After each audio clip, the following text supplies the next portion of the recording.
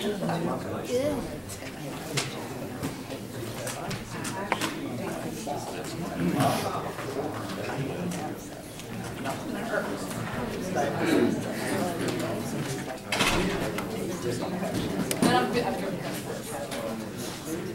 morning and welcome to the Paulding County Board of Commissioners work session, February 25th, 2014. We welcome all our invited guests and elected officials. Scanning the room, I see Mayor Doris Debbie of Hiram. Am I missing any other elected official? Well, thank you all for being here. Call this meeting to order and remind you to turn off all cell phones, Nextels, and pagers.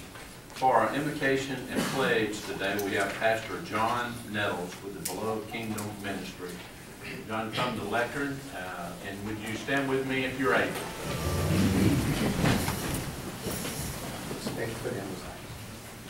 Heavenly Father, we come before you right now in the name of Jesus. You said, let us therefore come before you to your throne of grace, boldly before your throne of grace, that we may obtain mercy and find grace in the time of need. And you say, if my people will call by thy name, will humble themselves, will pray, will seek their faith, will turn from their evil ways, then when I hear from heaven, I will forgive their sin and I will heal the land. And so we come before your presence to give you praise and honor today, Lord, because you're worthy of the praise. Now, Lord, we lift up special prayer today for our nation. We lift up special prayer for revival of our country today. We lift up our leaders, our military staff, the armed forces. We lift up social welfare agents, safety of this nation, and special growth for our country today. Oh, Father, we pray for Paulding County citizens and the Commission Board as solemnly to seek wise wisdom, to learn how to govern and to counsel and to rule a great nation of people. We thank you for all these blessings. In Jesus' name we pray. Amen. Amen. I pledge allegiance to the flag of the United States of America and to the republic for which it stands, one nation, under God, indivisible, with liberty and justice for all. Pastor Nettles, thank you very much. That's a beautiful prayer. Thank you. Minutes, the February 14, 2014 work session minutes and the February 14, 2014 board meeting minutes are available for your review.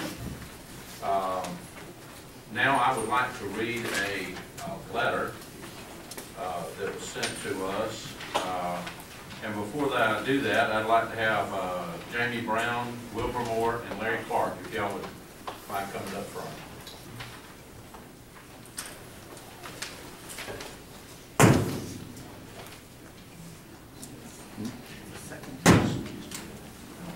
That's not people loading guns, don't worry. Y'all stand right here and face the firing squad.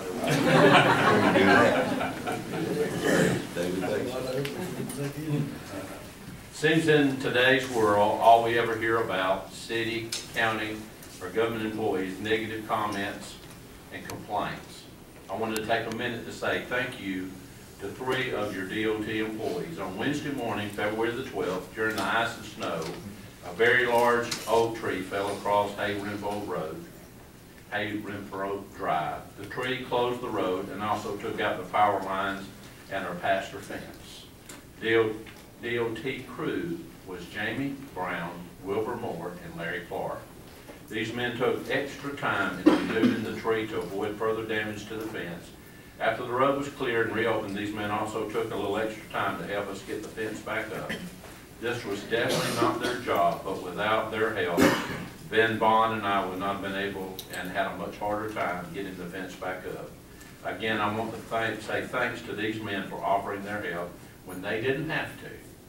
Jared Turner, Integrity Construction. Let's give them a hand.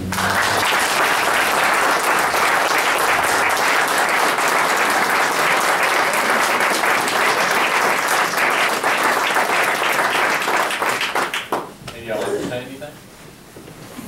Let's step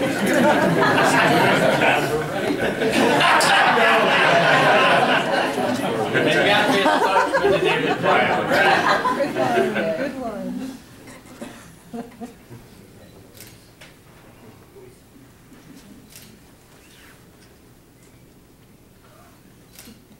Thank you very much. Appreciate it. Thank you. Thank you. Thank you.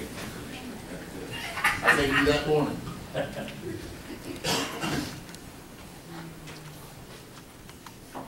The Board of Commissioners would like to present the Public Safety Appreciation Award to the Lead Communications Officer, Shay Wells, with the Paulding County E911. Shay, would you come forward? And David Munford, I think you have a couple of things to say. Shay, you have to do the same thing. You have to face the firing squad. I have a lot of things I can say about Shay. We pick on each other a lot, but I'll speak to really good stuff this morning. It was my privilege to present our Lead Communications Officer, Shay Wells, with the Public Safety Appreciation Award. Shay began her employment with 911 in 2009, and in June she'll celebrate her 4th year at the 911 Center. She's a member of our tactical dispatch team, and even before she became a member of that team, she was instrumental in volunteering to assist with public education events, Trick or Treat Village, and other things that she volunteered her time for. She routinely volunteers for extra projects, such as assisting with our Christmas party. She played a role in that. And working on our Standard Operating Procedures Committee, we have a group of employees who make recommendations to how we can change our policies. She assists in updating training outlines, working on our quality assurance program, and often volunteers to assist with coverage for special events and during periods of inclement weather when we've needed additional staffing. She's been one of the first ones to volunteer. She heads up our Senior Community Education Project, and she has a primary role in our 911 for Kids program, both of which are administered through the tactical dispatch team. Her skills as a communications officer and a lead, which is a assistant supervisor and a trainer, are strong, as is her positive attitude and her willingness to help her fellow employees. Recently, we were asked to contribute an employee to assist with a call processing study at the Georgia Public Safety Training Center in Forsyth. This study is the beginning of establishing a nationwide call standard. And they were seeking employees who were considered high performers and really excellent employees at their 911 centers. We were asked to contribute, and we selected Shay, and she went down and contributed to hopefully this very important project that should establish a nationwide 911 call taking standard. Shay's a natural leader, and she continues to step up to the plate without being asked and performs her job above and beyond what's requested of her. So if you would.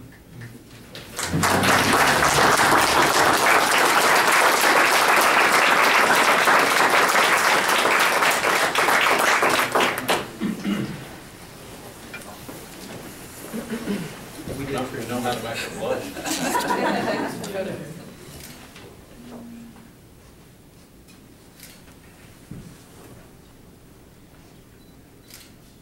Thank you, Shay. She didn't know about this.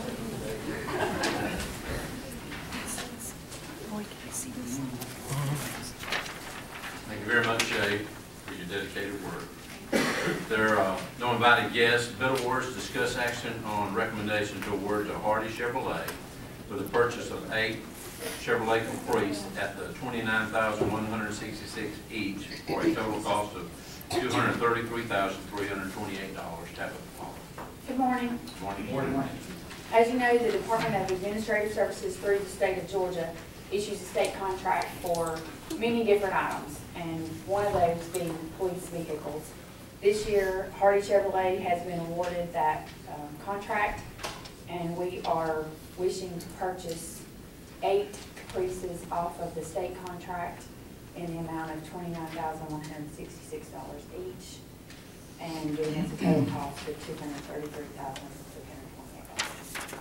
Thank you. So instead of the bid process, we did not actually conduct the bid process here. We use the state bid process, and each year they allow vendors to participate in bidding for different items, and it's available for all of the local governments within the state of Georgia can use that bid process as their competitive form of bid. So they established a price, and then Hardy agreed to participate at that Well, price. Hardy actually, all of the different dealers can give them their price, just like a bid process. Whoever is the low bid on that process, and it is a responsive bid, meaning a good bid, then the lowest one wins, Just Okay, our so property Hardy is contract. the lowest bidder And on the Hardy state was contract. the, Okay. Any questions? Thank you very much. There's no reports from committees and departments. Consent agenda. We have several items. Number one, approve a permanent utility easement with Colonial Pipeline for the relocation of existing Catholic protection system. Chuck, you want to talk about this? I think that's an underground anode bed which allows electricity to run so that it doesn't corrode. Is that, Mike, you were? You're right on, you're right on. That's right. Any questions? Number two, declare items listed as surplus and approve their disposal through auction or trade. Number one, a Blazer, Unit 35, 1985 Chevy D30 model, serial number IGC HD 34J2 EF386387, acquired September 27, 1995, in poor condition with 51,436 miles. A Blazer, Unit 40, 1985 Chevy Blazer model, serial number IG8ED18J9EF158964, acquired February 23, 2006, in poor condition with 89,401 miles. And a Blazer, Unit 63, a 1984 Chevy Blazer, model serial number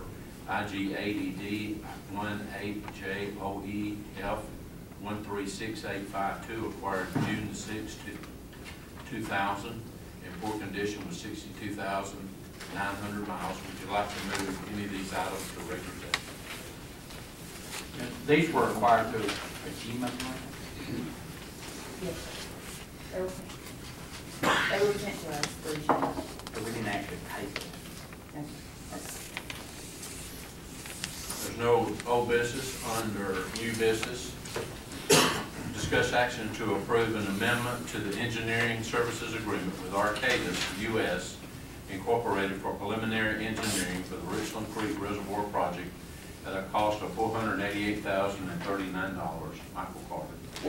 Morning. This is a result of the site conditions at the dam being very different than was originally anticipated.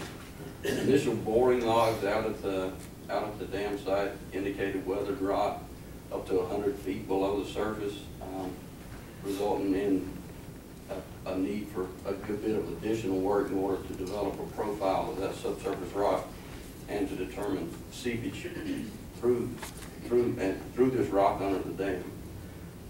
We also looked and investigated an adjacent downstream ridge, actually moving the dam itself downstream to the next ridge, and to see if subsurface conditions would improve. That proved not to be the case also, so we went back to the original proposed site and continued investigations. Another issue that we encountered that was fairly different than we originally anticipated was the on-site materials were not, or on-site materials of the reservoir itself were not suitable for construction of the core of an earthen dam. There are no red clay material out at the site, and if it would have been a conventional clay core, we would have needed about 400,000 to 500,000 cubic yards of material just to build the core in. Total volume of that dam is like 1.5 million cubic yards of steel. We also looked around on adjacent properties for some suitable material to build the core out of, and that was not to be found. Closest material that we found was all the way in Emerson, about 8 miles away. So trying to truck about 30 to 40,000 truckloads of material from Emerson to the site is really not feasible either. We did look at other construction options for the dam, such as roll compacted concrete and rock fill, a rock fill dam. Problem with roller compacted concrete, nothing to build the dam on. There's no foundation. You're gonna have solid rock fairly close to the surface. And on the rock fill, there is no rock out there to to build the dam out of using that method. So we're still with an earthen fill dam, but with all the negative news that I've said so far, it does bring us to where we are now. After getting a firm grasp on the subsurface conditions and what on-site materials are available for us, we do feel like we've got a suitable solution to deal with everything. It has resulted in a slight change in the alignment to the dam. One of the fingers to the lake was cut off close to the dam because of seepage requirement or seepage problems through the existing ridge line out there. It's still, like I said, an earthen dam to be built out of on-site materials, but the core itself is kind of a hybrid construction. It will be more of a cut-off type wall built out of bentonite type material to control the seepage through the dam as opposed to the conventional concrete core.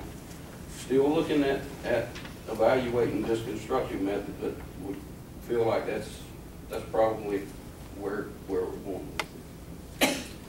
Other parts of the preliminary engineering, water treatment plant, raw water intake, pump station and pipeline are all proceeding on schedule and on budget. We don't foresee any other changes to this contract.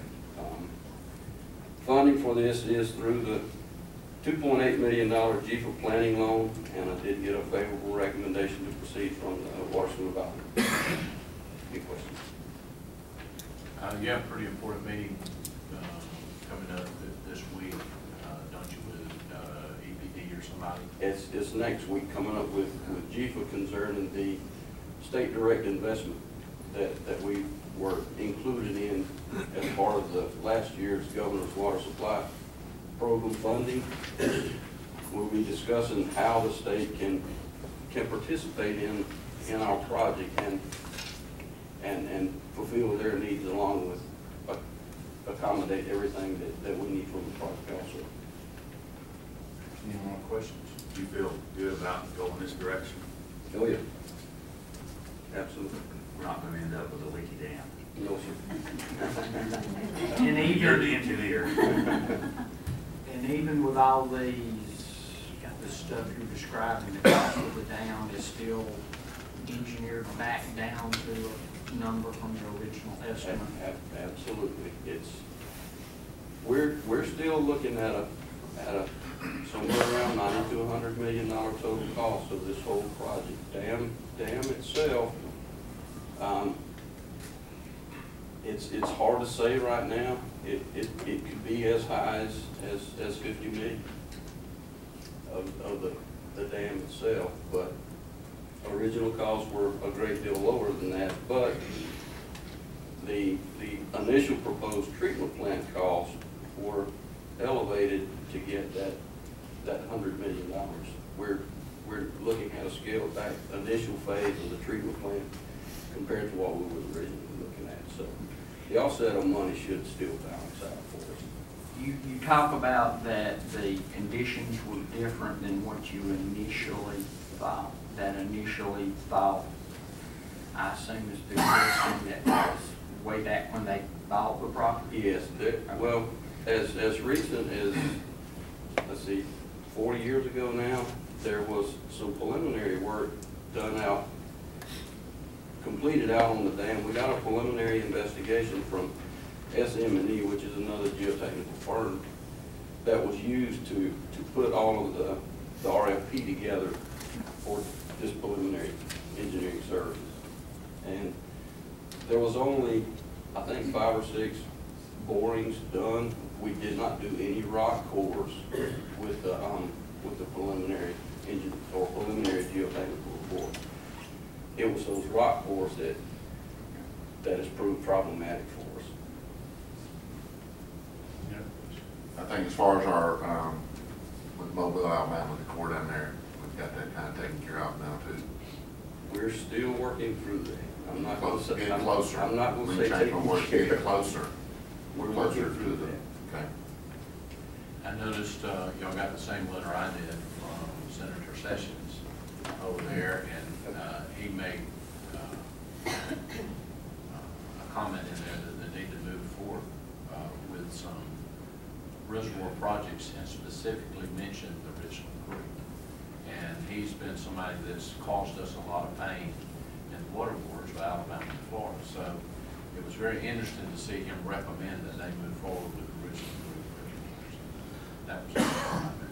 Yeah, even though the overall tone of Senator Sessions' letter was fairly negative against Georgia, the little positive piece that we were able to cherry pick from it is he was, I guess you could say, chastising Atlanta, Metro Atlanta, for not proceeding with some of these water supply projects, and namely ours.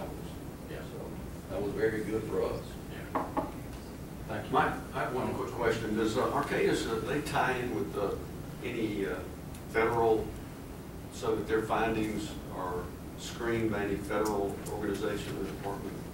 As far as, well, the state controls, the Safe Dams folks at EPD reviews everything that they are proposing here.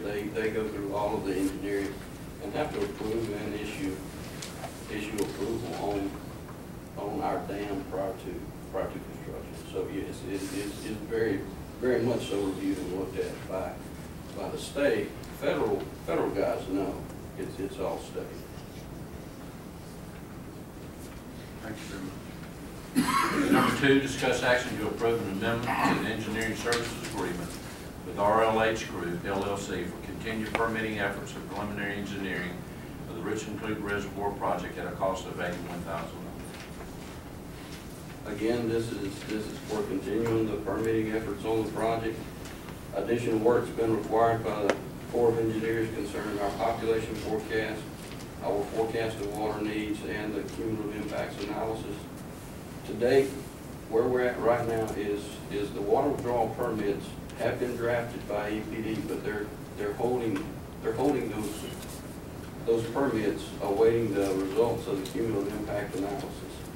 U.S. Fish and Wildlife has issued a biological opinion on the project.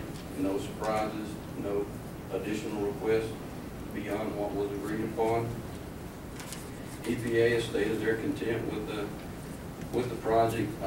The cumulative impacts analysis has been completed, and we are reviewing it internally, and the issue results show that there's less than 1.1%, less than a 0.1% impact to stream flow at the monitoring point down below Montgomery. Now, explain a little bit about this cumulative impacts analysis. What it is a hydrologic model that the Corps has asked us to do that looks at the impacts from our project, from Etowah Water and Sewer Authority project up in Dawson County, the Russell Creek project, and then there's a Carroll County reservoir that's also being placed into this analysis. They want us to look at the impacts of all of these projects to stream flow at the closest for a project after all of these come together over in Alabama. And like I said, the first one is down below Montgomery. And the results of all 3 projects show it's a 0.07% impact, 0.07% impact is what it actually is during low flow time. So essentially no impact, but we're still looking at a couple of the numbers in there, ensuring that we have demands and things like that placed at the exact location, and nothing, and also merging together the revised population forecast and revised forecast of water needs to make sure all of the numbers match whenever we put this back in the Corps' hands. The population forecast, as I said, they were revised to utilize the latest 2012 Office of Planning and Budget projections. End result is our 50-year projection still estimated. We need to support a community of 500,000 people. So, and then working back through the forecast of water needs, we have to correct some changes in growth patterns that were brought to light in the revised 2012 OEP numbers. We're also drafting the decision document or environmental analysis for the Corps. And this document is what the Corps itself we use to build the case for issuance of our permits. So we get as much impact or input into that document as we can. We will supply it to them as a draft version. Budget in the amendment is $51,000 for the continued permitting efforts, and then $30,000 for review of the preliminary engineering work that Arcadis is doing. Considering it's a little bit hybrid construction, what we're talking about, I need Ron to look over their shoulder and make sure he's comfortable with it also. Did receive a favorable recommendation on the amendment from the Water Supervisor Board. Any Is questions? this considered the ACT basin or Yes. ACL basin? It's ACT, Alabama, Coosa, Tallapoosa. ACF is Chattahoochee Basin. And that's the Flint River?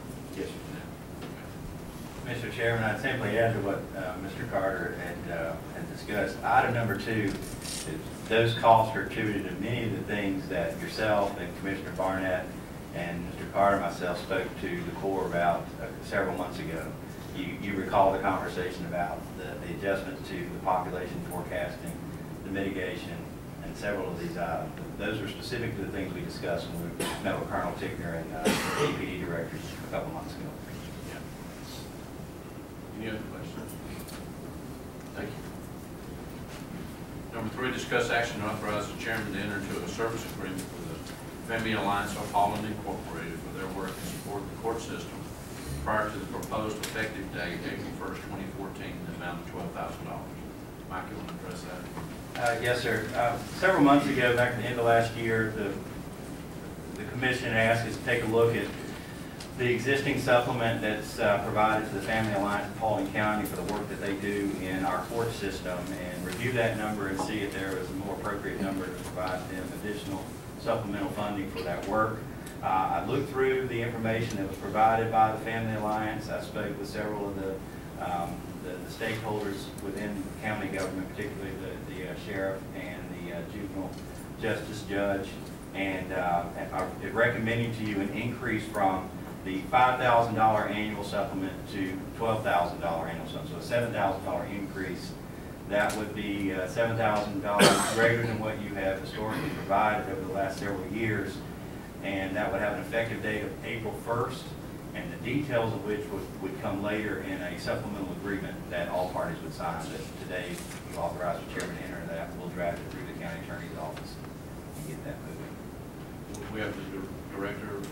I believe she's here. Linda Sharon. Linda, you want to introduce your 2 guests with you? Sure, I would love to. This is Stephanie Pym. She is one of our supervisors at the Supervised Visitation Center. And this is Ms. Toni Treadway. She is also one of our supervisors at the Welcome Home Center, as well as she's the coordinator of one of our other programs, Paulding Community Support Partners, which was formed out of need this year as well. Thank you very much. Thank you. You had a major birthday. Could I say something about that? For once, I'd like to say thank you for doing what we're doing to go to the $12,000. We don't get any other time to discuss it as a board. I know you talked to the sheriff and the judge about it. I would still like to see us look at that a little harder. As a foster parent being in their facility, and I know there's some of their employees that actually have gone without pay to make sure that facility continued running. And I'm thankful for what we're doing as a board, so I thank you guys for looking at this, and Mike, I thank you for the work you put into it. I was hoping that we could do something around the $25,000 range, and because I see the services that group provides. Although I know that they're very thankful, and I'm very thankful for what we're doing. As I've seen firsthand in what they do, I feel like with the resources that we have and with the services they provide, I feel like we could do more. that's today or whether that's in the near future. I appreciate the 7,000 increase. And I don't have a part of that Family Alliance Center, but they do an awful lot for our community, and they provide a lot of services that DFACS cannot and does not provide. And bottom line is, if these kids don't get the visits they need to get with their family in sibling groups, we have more of a chance of those kids not going back home, if that's the ultimate goal. And in the long run, it costs us all, as a community, all of us, more money. So I would really like to see us up that a little bit, but I don't want you to think I'm not thankful to Mr. Jones for the effort put into it, because I am very thankful. I think, Mike, you might want to address, there's other means to donate to Family Alliance through your water bill and some other mechanisms we have, correct? Yes, sir, there are some other ways that we can assist the Family Alliance, and one of them is through the public donation using our water bills. We're currently using that for Child Advocacy Center now. I don't have the figures handy to tell you how effective that's been. I know a lot of people that do that. You know, one of the difficulties we have that I explained to Linda is there's no question they do great work for Paulding County. You know. The problem that we have oftentimes is how do you quantify that? When I spoke to the sheriff, he had good things to say about the Family Alliance, but his involvement with it is usually where it fails. He gets the back end of that, and we would hope we put the sheriff out of business with Linda to get on the stick a little harder than she'd already been. We'll put the sheriff out of business, which would be the ultimate goal. Now, I don't know how much funding it would take to do that, but I certainly support the work that Linda and her group does. The juvenile justice had nothing but good things to say about it. But again, it's very, very difficult to put a dollar amount on what is the value of saving a child from, a lifetime of spending time in and out of jails or in and out of caring facilities. What is the value of uniting a family that has been destroyed by methamphetamines, and now they're under some kind of supervised visitation that Linda's group takes care of. You can't put a dollar amount on it, and I tried, and y'all run out of money if we try to do that. But this is an important first step. This Board of Commissioners was the very first one to provide any form of funding for the Family Alliance. I can't remember, it's about 3 years ago, I guess. Even during the middle of a pretty deep recession, this body came out and said, look, we have to put something out there. And so we started with 5, we'll up it to 12. It's in y'all's discretion to make that number whatever you want. But that's certainly a first step recommendation, and then we can revisit it at your pleasure. I think, Linda, you have something coming up here, a little function. Yes. You want to give the date on that function? And this is your, what year? Yes, this is our 8th year. We have our annual fundraiser dinner dance this Saturday, and you can go to our website, which is FamilyAllianceOfPaulding.org. We have tickets available, we have sponsorships available, and it's local, it's in Hiram, and it's a good way to come out and have a wonderful dinner and have a great time and support what we do. So can I just say just real quick, as far as the quantitative? And I totally agree, you can't put a price tag on prevention. I mean, you can't do it. I've tried for 30 years. The one thing that I was able to provide, and I'm sure that you all have seen that, is we do have a dollar amount per hour for our visitation center whenever I train our law enforcement, what the going rate for that is, even though I do not charge anybody in the school systems or at the or law enforcement. I don't charge them for my services, but what I would normally charge when somebody does pay me at a conference per se. So we do have that. We have that, that dollar amount.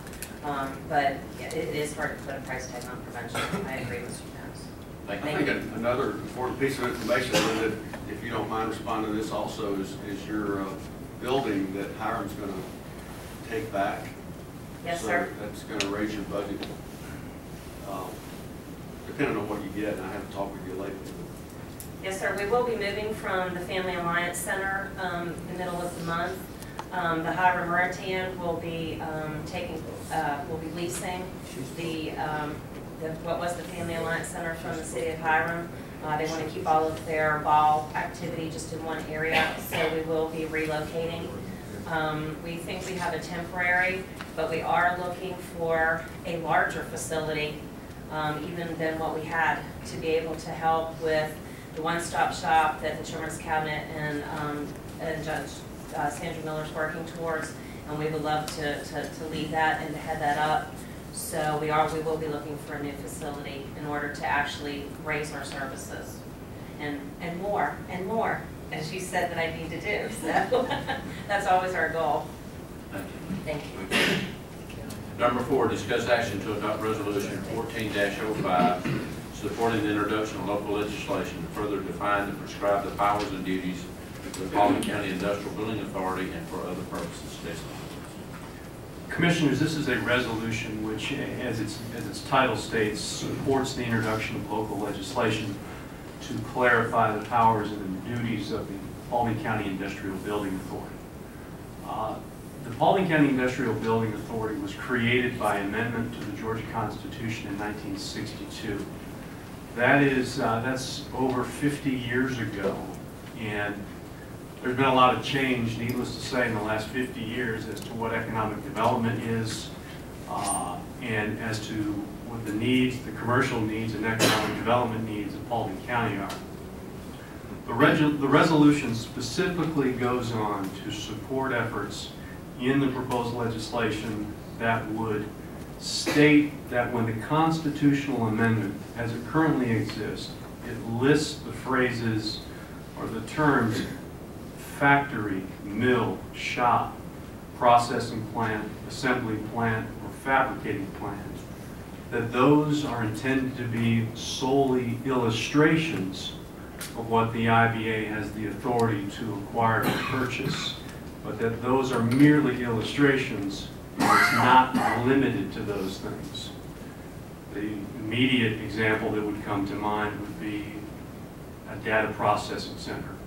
A data processing center is arguably not within factory, mill, shop, processing plant, assembly plant, or fabricating plant. So the purpose of this resolution is really to clarify that these examples are that, examples, and not intended to be a limitation to those particular terms. Be happy to answer any questions you may have. Yeah, this is a, let's see, it comes from the suit that the IBA is involved in, which is pertaining to the loan funds to the airport authority. There is a concern that arises from the ruling that the judge made, which I think denied an injunction. But that concern is that if he were to declare the loan unconstitutional and used this phrase of factories, mill, shop, processing plant, assembly plant, or fabricating plant, that in effect it would put the IBA out of business for projects that Jamie is currently working on, because they would not qualify for those things until the next legislative session. Now, our resolution in no way addresses the loan or its ability, and our resolution actually states what we're asking, unlike the IBAs and the airport authorities. That is correct. There is no reference in the resolution to the term loan or lending money. Okay.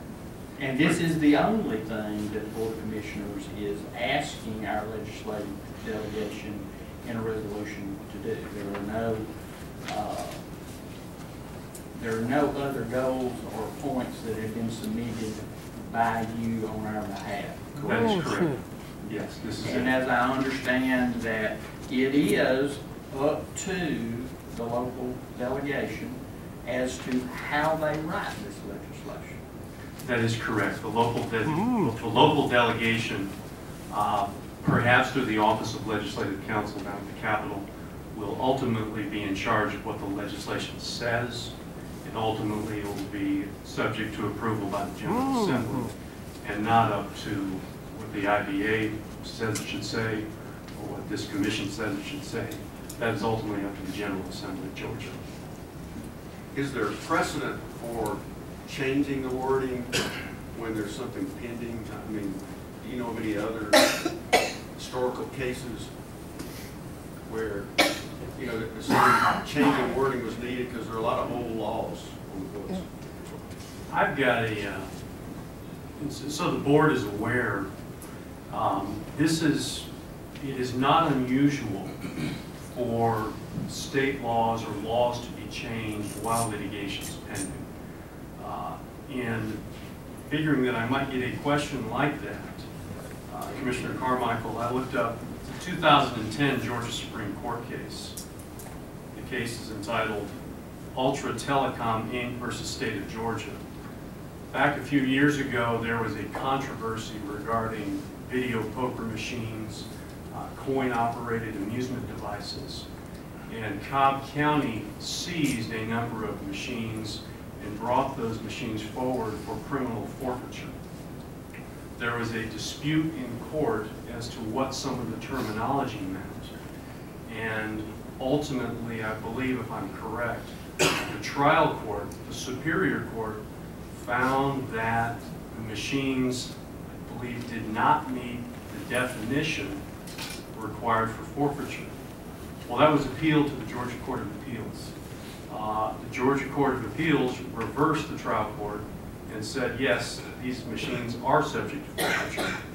And then after that decision, the Georgia Supreme Court took up the decision rendered by the Court of Appeals. And I'm going to quote from the Georgia Supreme Court case. It says, and I'm going to skip around in various portions. It says, the Court of Appeals rendered its decision in June of 2009, and this is the Georgia Supreme Court speaking here through its Chief Justice, Justice Hunstein at the time. We granted cert in January 2010. While this appeal was pending, the legislature amended the statute, that was the definitional statute. With this amendment, which specifically defines the language at issue in these appeals, the legislature clarified its intent as to the meaning of the term a single play. It thus appears by the plain language of this definition that the legislature rejected the construction given to the previously undefined term by the majority in the Court of Appeals. The weight of the authority is to the effect that a reviewing court, in this case an appeals court, should apply the law as it exists at the time of its judgment, rather than the law prevailing at the rendition of the judgment under review, and may therefore reverse a judgment that was correct at the time it was rendered and affirm a judgment that was erroneous at the time, where the law has been changed in the meantime, and where such application of the new law will impair no vested right under the prior law. So this is an example, as recently as 2010, where our appeals courts have recognized that the legislature has the authority to change the law while a case is currently being litigated. Any other questions? Yeah, I've got a couple of questions or statements. Kind of looked over this, had a lot of emails from people, and I think y'all have had a few like yourself. When this came out in the paper on February 7th, that Howard had put that in the paper, he had already had a couple of people come to him and ask him what to do. So he's already taken the ball and been running with something before we're going to do this today or not do this today. Howard's already been running with something.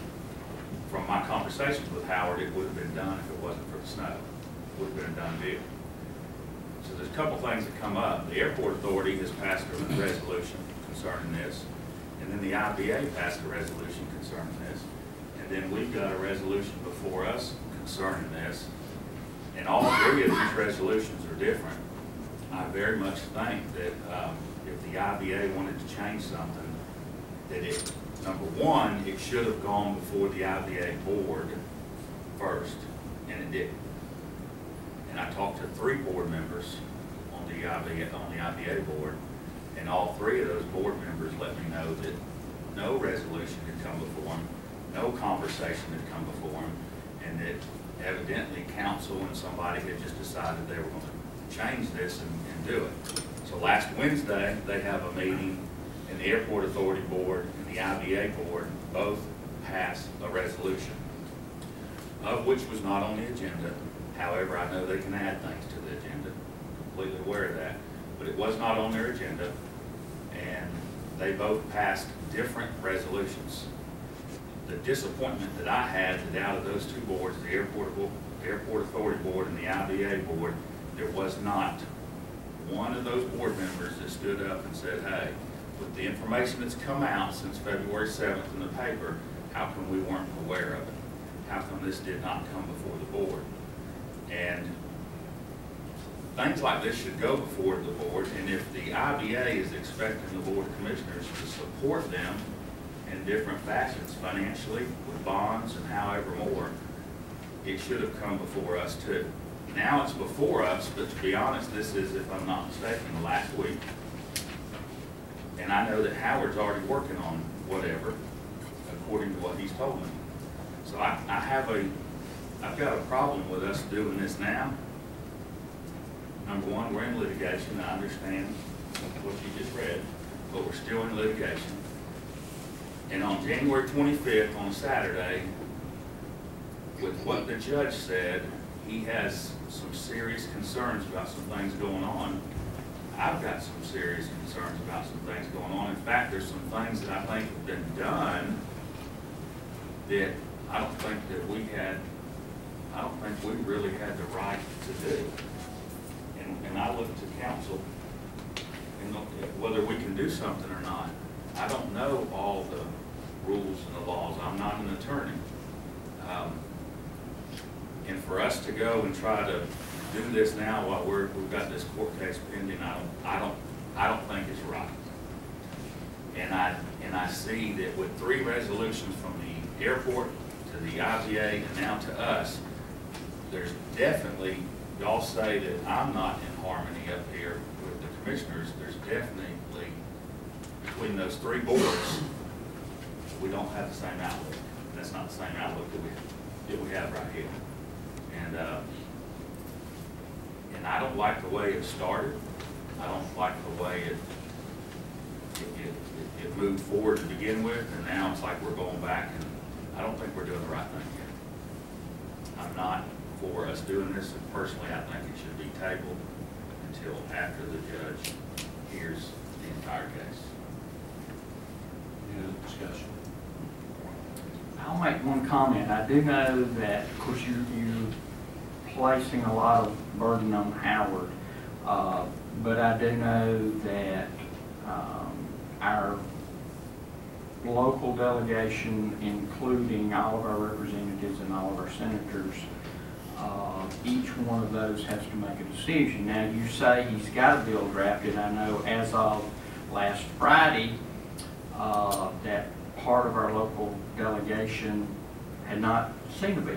So I don't know if there's a bill drafted or not. Now, you may know, I don't, but according to the representative that I spoke to, he had not seen a bill and would not vote until he did. And as I understand the case is about a loan. And the suit is about declare whether the loan is constitutional under the guidelines or under our enabling legislation. This in no way addresses that, and he could still rule the loan unconstitutional and could still deny that the attempt with this is that to protect what the IBA, whether we agree with how the IBA and the airport authority do their job is not a question, because those parts of those boards wouldn't even have control of it, you know, and we got control of the money, and that's coming up. But, you know, the fact that do we agree an IBA should exist, and should it be able to assist Jamie in his recruitment, and I say Jamie, the College of Economic Development, in his recruitment of industry. And there are instances right now, or prospects, as he likes to call them with all these weird names, that he is working on that would not be eligible under the current guidelines if the judge so ruled. I mean, it could be defined that, okay, you can only do these things. And that the intent of this legislation is to try not to put the IBA out of business until the next legislative session. It's not the intent to deal with the loan, as I understand it. Well, if I misspoke a minute ago, then I apologize if I misspoke. I'm okay with apologizing, but I don't think I said that he had a bill drafted. He's been working on one, and that's what he told me on Friday the 7th. And my point is, he's been working on one before any of these resolutions came before him. And I'm not, and I like, you know, Howard and I are friends. I'm not dumping this on Howard. Somebody else dumped this on Howard when they went to him before approval of the IBA approval of the airport authority, which to me doesn't have anything to do with it. But the IBA did not vote on the resolution and send it to Howard as a board. Somebody else dumped that information on Howard, and I've talked to 3 of the 4 representatives, and I've asked them to hold off on this. And I think quite a few of our other citizens have too. And you know, I think if we do things open, honest, and transparent, we do things in the public eye, whether the public agrees or not, whether I agree or not, I think that's the way to do business. And this right here started off, again, not in the public eye, and it wasn't done correctly, coming from the IBA as a board vote. And I think we're going down the wrong road again, and it's getting us in trouble. Thank you. Any other comments? That's the conclusion of a regular business session. We do have an executive session for land acquisition. We can decide to go into that or go ahead and hear our citizens wishing to speak. And normally that's what we do. So before I hear a motion to go into executive session, we have 2 citizens wishing to speak. Mr. K.D. Coggins, resolution 14-05.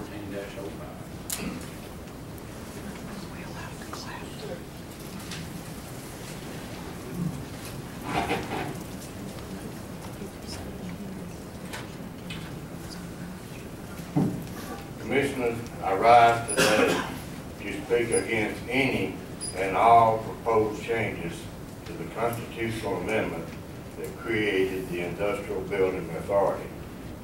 In 1962, the General Assembly agreed to a constitutional amendment that created the Industrial Building Authority, and it was given certain limited rights and was clearly spelled out in item 5 of this constitutional amendment. I think all of you know that. For over a half a century, many county commissioners and county commission chairmen have used this constitutional amendment with no difficulty, and to my knowledge never required any changes to the original amendment as written and ratified by the citizens of this county. A few months ago, the Industrial Building Authority called a special meeting for the sole purpose of providing a $1 million loan to the Airport Authority to continue the taxi widening project. As a result of this loan, a lawsuit was filed by some concerned citizens, and a hearing was held on January the 25th of this year.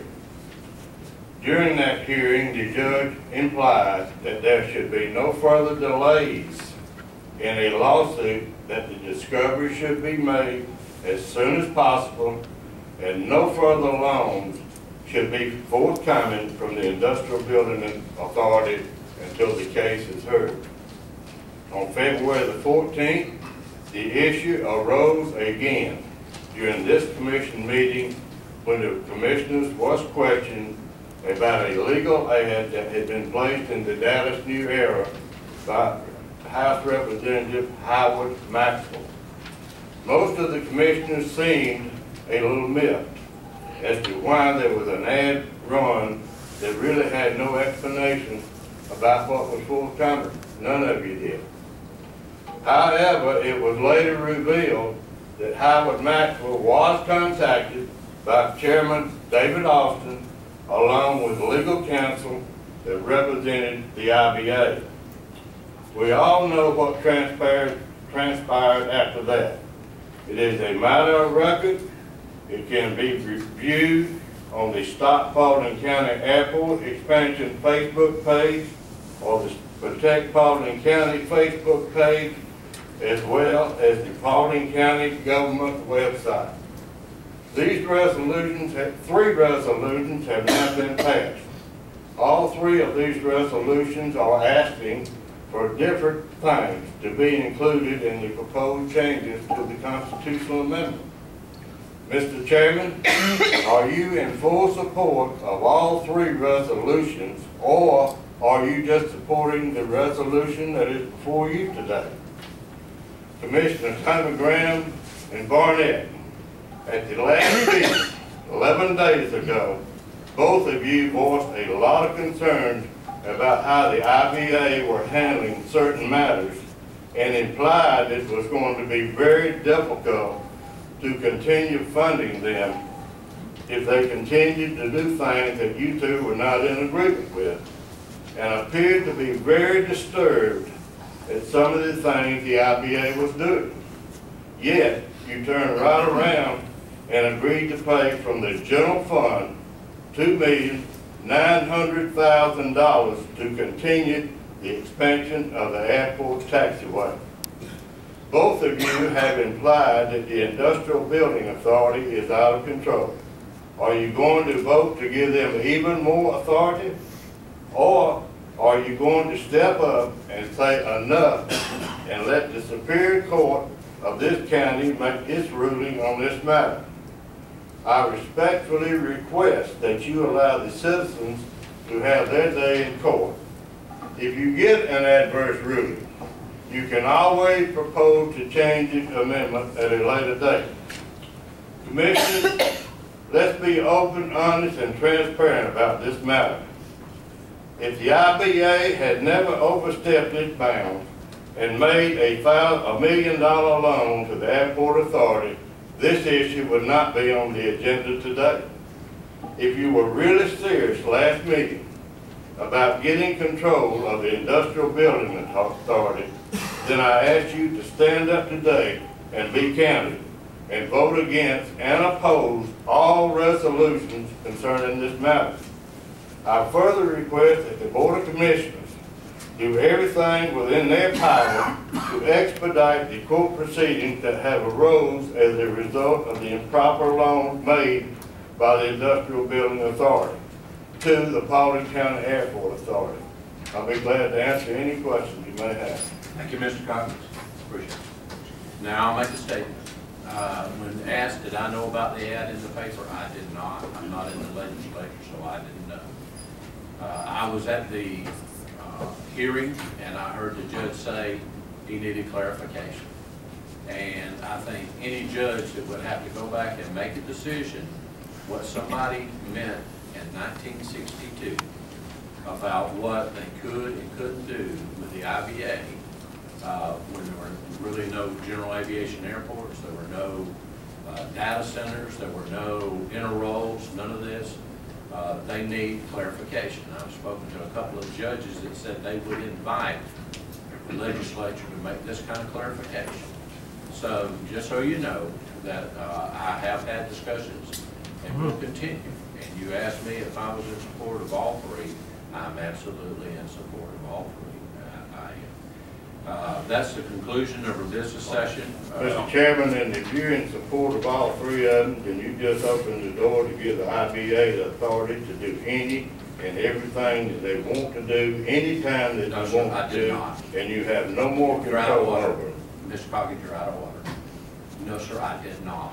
We're asking for clarification so that Jamie Gilbert and Blake Schwarber can go do their jobs and build data centers and build interroads and build jobs here in Paulding County. This is all it's about. I will further clarify where you said this is a grab of power by the Austin brothers. Before you made that statement on Paulding.com, I had called our entire legislative delegation and said, please take me off this board if it conflicts or causes us any more problem. This is not a grab of power by me.